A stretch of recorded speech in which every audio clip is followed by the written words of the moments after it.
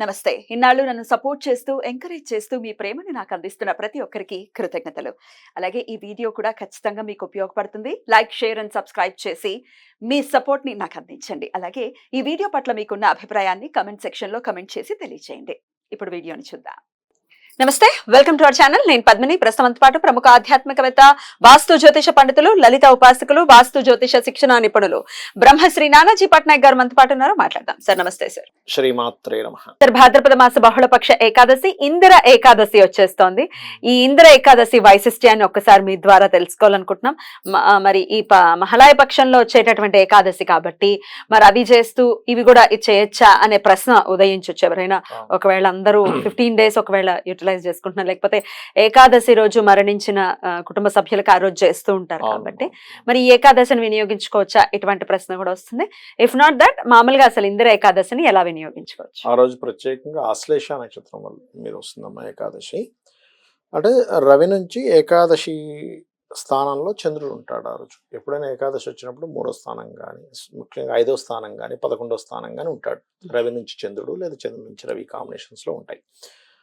ఈ ఏకాదశికి ప్రత్యేకం ఏంటంటే ఆశ్లేష నక్షత్రంతో కూడి వస్తున్నందుకు సర్పదోషాలు ఏమైనా ఉంటే కూడా వీళ్ళకి క్లియర్ అవుతాయి. గుర్తుపెట్టుకోండి, ఒక్కొక్క నక్షత్రానికి ఒక్కొక్క విశేషత ఉంటుంది. మీరు అంటే నేను ఇది చాలాసార్లు నేను రీసెర్చ్ చేసి చెప్తున్నటువంటి అంశం. ఎవరికైనా బాగా దీర్ఘమైనటువంటి రోగాలు ఉన్నాయనుకోండి, అసలు కొన్ని సంవత్సరాల తరబడి మాకు మెడిసిన్స్ వాడుతున్నా తగ్గట్లేదు అనుకునేటువంటి వారు ఒక విషయం చెప్తా, అంటే సమయం వచ్చింది కాబట్టి చెప్తున్నా. అశ్విని నక్షత్రం రోజు కనుక మీరు వెళ్ళి మెడిసిన్ తీసుకుని వేయడం చేసి స్టార్ట్ చేయండి, మీకు 100% జబ్బు తగ్గుతుంది. అయితే నెలలో ఒక్క రోజే ఉంటుంది, ఆ రోజు తెచ్చు. దీర్ఘ రోగాలు కదా, జ్వరం వచ్చిందండి మళ్ళీ 27 రోజుల దాకా నాకు అది కాదు. దీర్ఘ రోగాలు ఉంటాయి కొన్ని, అట్లాగా బీపీలు ఉంటాయి, షుగర్లు ఉంటాయి, లేకపోతే కొన్ని దీర్ఘమైనటువంటి బ్యాక్ పెయిన్ ఉంటుంది కదా మనకి, బాగా పనిచేస్తుంది. అయితే ఆ రోజు దేవతలు అంతే కదా. అయితే ఆ రోజు డాక్టర్ ని కూడా కన్సల్ట్ చేయొచ్చా? వెళ్ళచ్చా అశ్విని నక్షత్రం రోజు? లేదు, ముందు రోజు వెళ్ళాము, నెక్స్ట్ డే అశ్విని నక్షత్రం వచ్చింది, లేదా ఒక 1 week లో వస్తుంది, ఒక 4 రోజుల్లో వస్తుంది. ఆ రోజు స్టార్ట్ చేయండి, మందులు వేసుకోవడం స్టార్ట్ చేయండి. దీర్ఘ రోగాలకు నేను చెప్పేది ఏదో ఇప్పుడు ప్రాణం పోతుంది, ఇక్కడ నొప్పి వస్తుంది అంటే అశ్విని నక్షత్రం వెయిట్ చేయడం కాదు. క్యాన్సర్స్ లాంటి వాటికి కూడా పనిచేస్తున్నాం. మీరు కరెక్ట్ డాక్టర్ని కనుక సంప్రదించి మీరు వేసుకుంటే 100% పనిచేయడం స్టార్ట్ అవుతుంది. బట్ ఆ నక్షత్రం ఎంత ఉందో చూసుకోవాలి. పొద్దున్నుంది నక్షత్రం, సాయంత్రానికి లేదా సాయంత్రం వేసుకుంటా అంటే కాదు, నక్షత్రం ఉందో లేదో ఆ రోజు చూసుకోవాలి. అదున్న ఘడియల్లో వేసుకోవాలి. మీకు ఖచ్చితంగా పనిచేస్తుంది అశ్విని నక్షత్రం. మళ్ళీ ఇది ఒక డౌట్ రావచ్చేమో, మరి సూర్యోదయానికి ఉండాలా నక్షత్రం, చంద్రోదయానికి ఉండాలి, ఇట్లాంటి డౌట్స్ వస్తాయి. పొద్దున్న టిఫిన్ చేసి మెడిసిన్ వేసుకుంటాం, ఎప్పుడైనా ఉండొచ్చు, పొద్దున్న ఉండాలి. నా ప్రశ్న అశ్విని నక్షత్రం మీరు వేసుకునే టైం ఉండాలి అంతే. అది మళ్ళీ సూర్యోదయానికి వచ్చిన అశ్వినినా లేకపోతే ఇవేమొద్దు, వేసుకుంటే చాలా మంచిది. ఎందుకు ఈ మాట తీశానంటే ఆశ్లేష నక్షత్రం ఏకాదశి రోజు ఉంది. ఆశ్లేష నక్షత్రం సర్ప నక్షత్రము అంటారు. ఇందులో చిన్న ఇది వచ్చింది, మీకు మళ్ళీ చెప్తున్నాను. కొంతమంది ఈ మధ్య వివాహం విషయంలో ఆశ్లేష మూల అమ్ము వద్దు అంటున్నారు, కానీ అట్లాంటిది ఏమీ లేదు. వివాహం అనేటువంటి విషయాల్లో మీకు వాళ్ళ వివాహ జీవితం 7వ స్థానం ఎలా ఉంది, 12వ స్థానం ఎలా ఉందో చూడాలి. కానీ కొన్ని 1,00,000 జాతకాల మీద రీసెర్చ్ చేసి చెప్తున్నానమ్మా, అలా ఎటువంటి డౌట్ లేదు. ఎందుకంటే నేను దాని గురించి చాలా ఖర్చు పెట్టాను కూడా, డబ్బులు కూడా చాలా ఖర్చు పెట్టాల్సి వచ్చింది. ఆశ్లేష నక్షత్రం వాళ్ళకి వివాహ జీవితం బాగోదని, మూలా నక్షత్రం వాళ్ళకి బాగోదనేటువంటి తప్పు కాన్సెప్ట్. ఎక్కడ శాస్త్రాలు ఎక్కడ రాయబడలేదు. కేవలం ఏంటంటే నీ వివాహ జీవితం 7వ 12వ స్థానాలు పాడైతేనే జీవితం బాగోదు, అది ఏ నక్షత్రమైనా. ఇప్పుడు మీరు ఇబ్బంది అయితే ఈ 2 నక్షత్రాల వాళ్ళకి ఇబ్బంది రావాలిగా, మరి వేరే వాళ్ళందరూ కూడా ఎందుకు ఇబ్బంది పడుతున్నారు? ఎందుకు? వాళ్ళ జన్మజాతకంలో అది. అంటే ఇవన్నీ ఎందుకు చెప్తున్నానంటే, ఈ ఆశ్లేష నక్షత్రం రోజు ఏకాదశి వచ్చినప్పుడు మీకు తెలియకుండా మీకు ఏదైనా సరే సర్పదోషాలు మీకు గనక ఉన్నట్లయితే ఆ రోజు గనక మహావిష్ణు ఆరాధనతో పాటు శివారాధనతో పాటు సర్పసూక్తం గనక చదువుకున్నట్లయితే ఖచ్చితంగా సర్పదోషాలు పోతాయి ఏకాదశి నాడు. అంటే ఇదంతా నక్షత్రానికి అంత పవర్ ఉంటుందని చెప్పాలని అశ్విని నక్షత్రం తీసుకురావాల్సి వచ్చింది. ఓకే, అది చేయాలి ఫస్ట్ ఆఫ్ ఆల్. రెండవది ఏంటంటే, మీకు దగ్గరలో రావి చెట్టు కనుక ఉన్నట్లయితే ఈ ఏకాదశికి అక్కడికి వెళ్ళి ప్రదక్షిణం చేయండి. అక్కడ మనకి సర్పాలు ప్రతిష్ఠ చేసినవి ఉంటాయమ్మా, వాటి మీద మీరు వేయండి. బుధ కేతు గ్రహాల దగ్గర దీపారాధన చేయండి. ఉపవాస నియమాలు అంటారా, ఉదయం మీకు ఆరోగ్యంగా ఉన్నారు ఉపవాసం ఉండొచ్చు, లేదండి చిన్నపిల్లలు, స్త్రీలు, అనారోగ్యంతో ఉండేటువంటి వారు, బాగా ఏజ్డ్ పర్సన్స్, వాళ్ళు తినకుండా ఉండలేరు, అలాంటి వాళ్ళకి ఏమీ అక్కర్లేదు. మంచి చక్కగా యువకులు బాగున్నారు, హ్యాపీగా ఉండొచ్చు, దానికి ఏమి ఇబ్బంది లేదు. షుగర్ ఉంటుంది కొంతమందికి, ఉండలేరు, వాళ్ళు తినేయమని చెప్పింది శాస్త్రం. కాకపోతే ఉడకబెట్టినవి కాకుండా పళ్ళు, పాలు ఇలాంటివి తీసుకోండి. తీసుకొని పక్కాగా ఉపవాసం అంటే ఈరోజు ఈ టైంకి ప్రారంభించామంటే ఉదయం మళ్ళీ రేపు పొద్దున ఆ టైం వరకు ఏమీ ముట్టుకోకూడదు. అది పాలు అవి అదొక రకంగా ఉందండి, నాకు ఏదోలా ఉందంటే వెంటనే పాలు తాగండి, తప్పేం కాదు. అది మరగబెట్టుకోవాలా మరగబెట్టుకోకూడదు అడుగుతుంటారు, కాయచ్చు అడుగుతున్నారు అంటే పర్ఫెక్ట్ గా చేయాలన్న ఉద్దేశంతోనే. Right sir.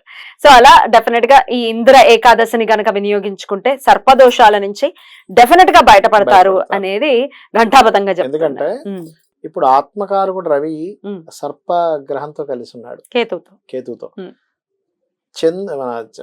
ఆశ్లేష నక్షత్రానికి సర్పం అది దేవత, అందుకని సర్ప సంబంధం వస్తుంది ఇక్కడ. అది కాకుండా రాహుతో చూడబడుతున్నాడు చంద్రుడు, అందుకని సర్ప ఆరాధన సర్ప దోషాలు తీస్తుంది. Beautiful sir. ఇక ఈ పితృపక్షాల్లో ఉన్న వాళ్ళు ఏకాదశి చేస్తూ, ఒకవేళ ఏకాదశి రోజు చనిపోతే చేస్తారు కదా, అసలు అద్భుతంగా సార్. ఏకాదశి మరణం, ద్వాదశి దహనం, మామూలు విషయం కాదు. ఎంతో పుణ్యాత్ములకు తప్ప అన్ని తెలిసిన వాడికి అమావాస్య మరణము, ఏమీ తెలియని వాడికి ఏకాదశి మరణం అని సామెతలు కూడా ఉన్నాయి. ఏకాదశి అంత పవిత్రమైనటువంటి రోజు. అన్ని తెలిసిన వాడికి ఎందుకు అంటారంటే, అన్ని తెలుసుకుని నువ్వు ఏదో తప్పు చేసావు, తెలిసి కూడా తప్పు చేసావు, ఏమి తెలియని వాడికి పాపం భక్తితో ఏదో కొంతమైన పుణ్యం చేసుకున్నాడు, వాడికి ఏకాదశి మరణం. అద్భుతం. అయితే ఈ ఒకవేళ ఈ కార్యక్రమాలు చేస్తున్నారు మీకు కంప్లీట్ చేస్తారు. ఏమీ తెలియని వాడికి ఏకాదశి మరణం అంటే దాని అర్థం ఏంటంటే ఏమీ తెలియకుండా ఉండిపోయాడు కాదు, నాకు ఇవేమీ తెలియదు, నువ్వు తప్ప నీకు ఇంకోటి ఏమీ తెలియదు అని. భగవంత్ స్వామి, నువ్వు తప్ప నాకు ఇంకేమీ తెలియదు, పాపము పుణ్యం ఏం తెలియదు, నిన్ను శరణాగతి చెందుతున్నాను అని ఉన్నవాడికి ఏకాదశి మరణం, అన్ని తెలిసి తప్పు చేసిన వాడికి అమావాస్య మరణం అని అర్థం అన్నమాట. అసలు లాజిక్ అది. చాలా బాగుంది. ముందు అన్నిటికంటే అయితే ఈ పూజలు పునస్కారాల కంటే శరణాగతి టాప్ ప్లేస్ లో ఉంటుంది. Beautiful sir. అయితే ఆ కార్యక్రమాలు చేసుకునే వాళ్ళు ఎలాగో అది చేసుకుంటారు, మరి వాళ్ళు డెఫినెట్ గా ఈ ఏకాదశి ఇంకా చేయటానికి ఉండదు కదా, వాళ్ళ ప్రసాదం తినాల్సి ఉంటుంది కాబట్టి. Right sir. ఇక నామం కూడా ఒకసారి చెప్పండి సార్, ఏ నామంతో స్వామివారిని ఆ రోజు కొలుచుకోవచ్చు ఫర్ ద బెటర్ లైఫ్? ఎప్పుడైనా గుర్తుపెట్టుకోండి, ఏకాదశికి నమశివాయ, ఓం నమో నారాయణ, ఈ రెండు కలిపి కనుక చేస్తే మంచి ఫలితం వస్తుంది శాస్త్రం చెప్తుంది. ఓం నమో నారాయణాయ, ఓం నమ శివాయ, ఈ రెండు. ఓం నమో నారాయణాయ, ఓం నమ శివాయ, ఓం నమో మనసులో చేసుకోవచ్చు, బయటకు అనాల్సిన పని ఏం లేదు. మనసుతో చేసే మంత్రానికి చాలా పవర్ ఉంటుంది. ఇక నియమాల గురించి కూడా ఒక్కసారి చెప్పండి సార్. ఏకాదశికి ఎటువంటి నియమాలని మనం పాటించాల్సి ఉంటుంది? అది తలస్నానం దగ్గర నుంచి భూశయనం వరకు కూడా అసలు ఏం చేయొచ్చు morning to night? First of all ఏంటంటే అమ్మా, అన్నిటికంటే ముఖ్యమైనటువంటి నియమం ఏంటంటే, మీరు నిద్ర లేస్తలేదు శ్రీహరి అనుకుంటే నిద్ర లేవాలి, అంతేగాని దిక్కుమాల ఆలోచనతో నిద్ర లేవాలి. స్వామి ఏకాదశి చాలా అదృష్టవంతుడు నేను, మనుష్య జన్మ ఎత్తి ఏకాదశి అనేటువంటిది ఒకటి ఉందనేటువంటిది మహర్షులు వీళ్ళందరూ చెప్పిన దాని ద్వారా నాకు తెలిసింది కాబట్టి నేను చాలా అదృష్టవంతుడు అనే భావంతో నిద్ర లేవాలి. అది కూడా ఎప్పుడు సూర్యోదయానికి ముందే స్నానం చేయాలి.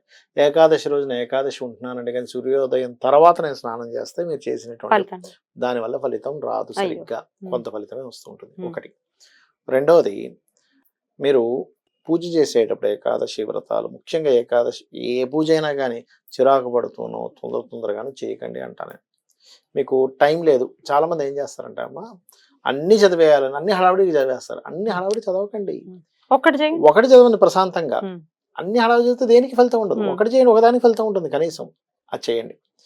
ఇంకోటి ఏంటంటే, ఎప్పుడైనా గుర్తుపెట్టుకోండి, ఇంట్లో ఏకాదశి వ్రతాలు చేసేటప్పుడు కానీ ఆబ్దికాలు లాంటివి పెట్టేటప్పుడు కానీ మీ పిల్లలకి చెప్పండి అంటారు.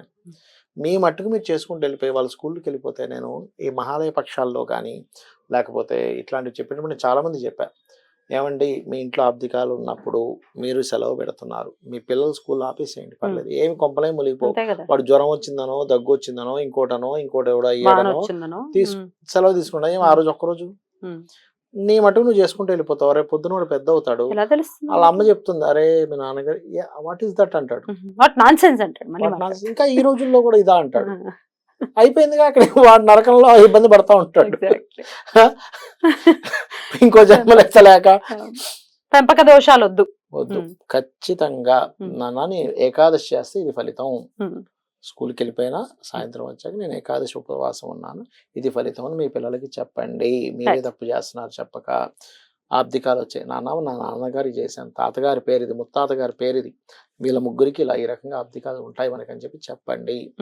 ఇది ఖచ్చితంగా మనం ఇవ్వాల్సినటువంటి నాలెడ్జ్ పిల్లలకి.